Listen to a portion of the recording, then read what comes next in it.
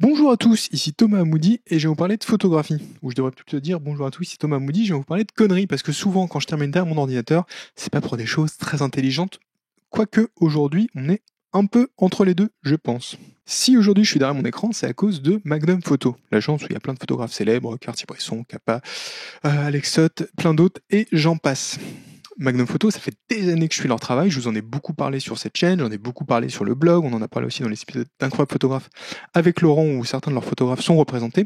Donc c'est vraiment une agence qui a un travail qui est absolument historique, qui a ses défauts aussi et quelques polémiques les dernières années, mais qui est très important dans l'histoire de la photographie, qui contient plein de beaux travaux, d'importants travaux qui sont très intéressants et du coup c'est pour ça que j'ai été beaucoup amené à en parler et à défendre leur travail. Et du coup aujourd'hui ils me cassent un peu les pieds Magnum Photo.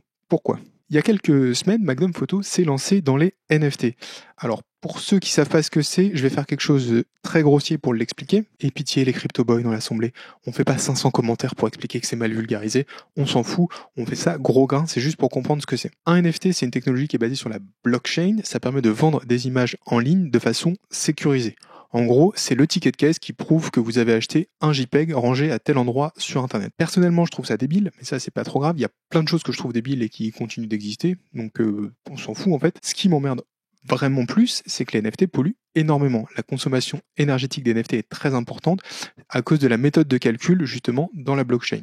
On ne peut pas rentrer dans les détails maintenant, c'est pas le but, mais ça pollue beaucoup. Et c'est pour ça que ça m'emmerde, tout comme le 4x4 de mon voisin m'emmerde, parce que même si je ne m'en sers pas, j'en subis les conséquences, ça émet du CO2 et on prend tout ça dans la gueule avec le réchauffement climatique au fur et à mesure des années qui passent. Donc personnellement, je suis extrêmement déçu que Magnum fasse ça. Je trouve que c'est un immense gâchis, surtout parce que Magnum produit déjà des livres, dont j'en ai plein la bibliothèque, ils produisent des formations en ligne que j'ai quasiment toutes faites, ils font des expositions, ils vendent des tirages, ils font les Magnum Square Print, ils font des workshops sur place, donc ils ont quand même plein de sources de revenus autres que ça. Et comme on va le voir, le critère de c'est une source de revenus tient pas vraiment quand on voit ce qu'ils vendent. Donc Magnum Photo, ça fait déjà quelques mois que leurs photographes, enfin certains d'entre eux, se sont lancés dans les NFT, comme par exemple Bruce Gilden ou Grégory Alpern. J'ai tenté de les alerter plein de fois sur Twitter, de leur mettre un peu le nez dans le caca en montrant l'empreinte carbone concrète de ce qu'ils faisaient. Donc ça, par exemple, c'est l'empreinte carbone qu'a produit Magnum en créant les NFT. C'était avant la vente. C'est juste la création des NFT qui a consommé ça. Pour avoir ce chiffre, c'est très simple, il faut aller sur leur page de vente sur le site Fondation, et en fait, chaque compte est associé à un numéro de contrat. Donc j'ai mis ce numéro de contrat sur un site qui s'appelle Carbon for Your Information, qui nous donne l'empreinte carbone de ce contrat. Vous me direz 2 tonnes 4, on ne sait pas trop ce que ça fait, et en équivalent, ça donne à peu près ceci, ça équivaut à 1 million de kilomètres en TGV, 4698 repas végétariens ou encore la production de 91 smartphones. Donc ça, c'est simplement pour la création de ces NFT. Mais tout le monde met ça sous le tapis et on fait comme si ça n'existait pas. Et c'est la même chose côté Magnum, quand on les mentionne, quand on leur signale le problème, ils s'en foutent complètement. Et c'est la même chose sur leur Discord, ils ont créé un Discord à la suite du lancement des NFT. J'ai été dû essayer un peu de titiller et de leur mettre là aussi le nez dans le caca en montrant qu'il y a des vrais enjeux sociétaux autour de ça, parce que ça, encore une fois, ça pollue énormément et c'est encore plus emmerdant que Magnum se lance là-dedans parce que ça donne un signal fort à tous les photographes que faut y aller, faut s'y mettre. Ça suffit, mec, arrête de tuer la vibe. Et Magnum a mis tout ça sous le tapis, ils m'ont dit que si je continuais, ils allaient me virer. Assez, c'est assez. Encore un message et tu es dehors. Et ils voulaient pas en entendre parler. Donc ils ont mis ça dans un autre sujet sur le Discord et hop, on met ça sous le tapis. Pour eux, ils fuient le sujet, il n'y a pas de problème. Ils font juste un peu de greenwashing dans la FAQ de leur Discord en disant on sait que ça pollue, mais on fait un truc, tu verras, t'inquiète pas, achète. D'ailleurs, je vous ai expliqué au début de vidéo rapidement ce qu'étaient les NFT, mais il y a quand même beaucoup de gens qui comprennent pas très bien ce que c'est, qui pensent par exemple qu'en achetant des images de Magnum, Magnum va arrêter de vendre les tirages. Je vous montre un extrait que j'ai trouvé sur leur Discord, il est golden. De toute sa naïveté, Gévas prit son clavier et dit si j'achète un NFT, est-ce que j'aurai aussi les droits exclusifs sur les tirages officiels de la photographie par Magnum? Ou est-ce que Magnum continuera à vendre ses images aussi? Non mais mec. Et Magnum répondit Bonjour GVAS, espèce de gros débile.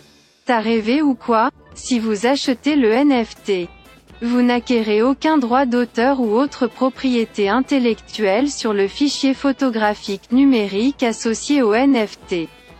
Vous n'acquérez pas de droit sur les tirages de l'image. Et vous n'êtes pas autorisé à vendre des tirages.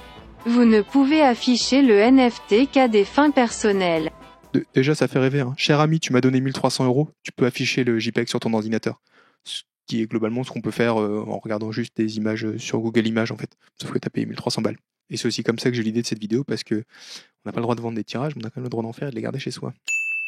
Donc maintenant, vous connaissez le contexte. J'adore Magnum, ils font des NFT, ils veulent pas entendre parler des problèmes qui sont liés à ça, mais c'est pas pour ça qu'on est là aujourd'hui. C'était juste le contexte. La raison pour laquelle on est là aujourd'hui, c'est qu'il y a une faille plutôt cool qu'on peut exploiter, avec laquelle on peut bien se marrer. Et aussi, un peu, emmerder Magnum.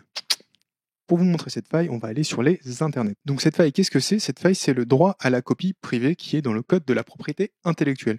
Qu'est-ce que ça veut dire? En gros, c'est très simple, ça veut dire que vous pouvez faire des copies privées des œuvres pour vous si elles sont obtenues de façon licite. Typiquement, si vous avez acheté le dernier CD de Pascal Obispo, et je pense qu'on est plein à avoir acheté le dernier CD de Pascal Obispo, vous avez le droit d'en faire une copie pour l'écouter une fois dans votre garage, et une fois dans votre voiture, et une fois dans votre salon. Bref, c'est ce que permet la loi sur la copie privée. On paye des taxes pour ça, sur les espaces de stockage. C'est encadré par la loi, c'est le texte que vous voyez ici. Il faut que la copie soit faite à partir d'une source licite. C'est évidemment pour ça que le téléchargement de films et le partage est illégal, parce que c'est pas obtenu à partir d'une source licite. Quand vous les piratez, que vous les copiez, que vous les passez à vos amis, vous avez évidemment pas le droit, et que ça reste évidemment dans le cadre privé. Vous avez bien sûr absolument pas le droit de les vendre, parce que là du coup on est dans une exploitation commerciale de l'œuvre qui est un faux. Vous pouvez absolument pas le faire, mais juste pour vous copier une œuvre et la laisser chez vous, il n'y a pas de souci. Bon là c'est le moment où je parle très très vite comme à la radio. J'ai vérifié ça avec 2 juristes différents qui ont confirmé ma bonne interprétation du texte. Je ne suis moi-même pas juriste, donc c'est possible que je me trompe. Ça m'étonnerait vu ce que les échanges que j'ai eus, mais c'est possible que je me trompe. Gardez juste à l'esprit ça, c'est une copie privée, donc c'est vraiment que pour vous, que chez vous. Si vous essayez de la vendre ou autre, c'est comme si vous faisiez un faux ou que vous exploitiez une œuvre sur laquelle vous n'avez pas les droits. Donc vraiment, prenez ça avec des pincettes, mais de toute façon, la police va pas faire des descentes chez vous. Donc a priori, si vous respectez vraiment ce critère de c'est privé, ça ne sort pas de chez vous, il n'y a pas de souci. Et là, vous me dites, Thomas, t'es bien gentil, mais qu'est-ce que ça peut nous foutre qu'on ait le droit de faire des copies privées des œuvres? C'est là qu'on y arrive. Donc, quand on va sur le site Fondation, on retrouve la page de Magnum où ils vendent tous leurs NFT. Donc, c'est là toute la collection qu'il y a en ligne et qui est disponible à l'achat. On va en prendre une au pif. Par exemple, celle-là de Steve McCurry, elle est vendue en ce moment. Donc, c'est une enchère qui termine dans 22 heures et elle est vendue 1,5 ETH, donc Ethereum, pour soit 1500 euros. Donc, pour 1500 euros, vous avez le droit de dire que vous possédez le lien qui va vers ce JPEG stocké en ligne. C'est vraiment une belle affaire. Et il y a aussi un autre petit problème si vous allez sur la page de Magnum, c'est qu'il y a des œuvres qui sont en vente, qui ont été créées, mises en vente, mais qui ne sont pas encore vendues. C'est ce que vous voyez écrit ici, Mint 8 Days Ago, c'est-à-dire que l'œuvre a été créée, le NFT a été fabriqué il y a 8 jours, mais il n'a pas été vendu. C'est un autre problème des NFT, c'est que les NFT sont créés avant leur vente. Alors, techniquement, rien n'empêche de les créer une fois qu'ils sont vendus, tout simplement parce que les plateformes encaissent des commissions et que c'est un peu leur gagne-pain. Donc en fait, ils font créer les NFT, ça crée de la pollution, même si de toute façon, c'est pas vendu. On prend un NFT au pif. Oh, tiens, on tombe sur celui de Philippe Halsman. Ce qu'il faut savoir sur Philippe Halsman, c'est qu'il est mort depuis plus de 40 ans. Donc l'argument de on fait des NFT parce que ça permet aux photographes de vivre. A priori, lui, ça va pas changer grand-chose à sa vie. Il a l'air bien mort en 40 ans quand même. Mais on peut quand même acheter son NFT pour environ 1300 euros. C'est une affaire. Donc, dans la blockchain, tout est transparent. Par contre, il y a des arnaques, mais c'est pas grave. Dans la blockchain, tout est transparent et on peut voir plein de choses. On peut voir les métadonnées. Dans les métadonnées, on a ce texte-là. Donc ça, c'est le texte qui, je crois, est dans la blockchain. J'en suis pas sûr de ce point-là, mais je crois que c'est le texte qu'il y a dans la blockchain. Et surtout, attention, on peut trouver à l'intérieur en fouillant le lien vers l'image directement. Donc là, vous avez l'URL de l'image qui est juste à la fin, qui est 2 fois, je ne sais pas pourquoi. Donc ça, c'est l'image qui est stockée sur Internet que vous pouvez acheter. Et si vous retapez cette URL dans votre clavier, tadam, vous avez l'image haute résolution du NFT. Et ça, c'est vachement bien, parce que du coup, nous, ce qu'on peut faire, c'est qu'on peut en faire des tirages. C'est chouette, non? Magnum vous file tous les fichiers en HD pour que vous puissiez faire vous-même vos tirages de Magnum grâce à la loi sur la copie privée. Ils sont gentils, Magnum, non? Et maintenant, il suffit juste d'enregistrer ça sur votre ordinateur, de passer commande ou de faire un tirage, et vous avez un beau tirage de Magnum chez vous directement à partir des fichiers originaux. Que demande le peuple? Et c'est d'ailleurs ce qu'on va faire ensemble. À partir de maintenant, je vais me faire un beau tirage de Magnum et je vais vous montrer tout ça. J'ai hâte qu'il arrive, et tadam! Le beau tirage! Merci à tous d'avoir regardé cette vidéo jusqu'au bout. J'espère qu'elle vous aura bien fait marrer. Gardez bien à l'esprit que tout ça, ça doit rester chez vous, c'est de la copie privée, on fait pas les cons avec, on fait pas autre chose que ça. Mais vous pouvez vous amuser à télécharger les fichiers originaux et en faire ce qui vous amuse, c'est en libre accès sur Internet, il n'y a qu'à les récupérer. Tant que je vous ai là et qu'on a parlé de fichiers numériques, je vous invite à télécharger mon livre qui s'appelle 10 outils indispensables pour votre projet photo. Alors il vous apprendra pas à faire des NFT, encore heureux, mais vous apprendra à faire plein de choses super chouettes. Si vous avez des plans pour tourner en bourrique les gens qui vendent des NFT, n'hésitez pas à les partager en commentaire. Je suis toujours preneur de ce genre de trucs. Et moi, je vous dis à bientôt pour la prochaine vidéo. Salut!